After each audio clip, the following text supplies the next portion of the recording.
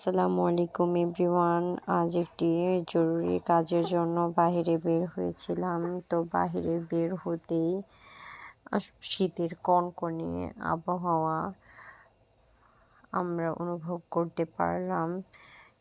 এত বেশি ঠান্ডা পড়েছে যা আসলে বলে প্রকাশ করার মতো না, কারণ আমরা সাধারণত গরম বেশি সহনীয়, কারণ আমাদের বাংলাদেশের সাথে গরমটাই বেশি অ্যাডজাস্ট হয়ে গিয়েছে। তো আজ এত ঠান্ডা ছিল যা অসহনীয়, মানে কি বলবো। তাছাড়া বেবিকে নিয়ে বাইরে বের হয়েছি, ওর তো গাল পুরো ঠান্ডা হয়ে গিয়েছিল।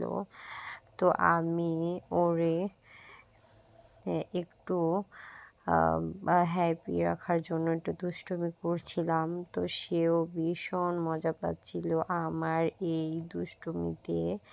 আসলে প্রতিটা বাচ্চার জন্যই না মায়ের দুষ্টুমিগুলো অনেক বেশি প্রয়োজন। কারণ দেখুন, বাচ্চাদের মন ভালো রাখতে আপনার নিজের ভূমিকা অনেক বেশি, কারণ মায়ের চাইতে সন্তান কারো কাছেই বেশি ভালো থাকবে না, সে যেই হোক। এখন কথা হলো, আপনারাও বাচ্চাদের সাথে এমন ছোট্ট ছোট্ট দুষ্টুমিতে আপনাদের মন কি ভালো হয় না বলুন?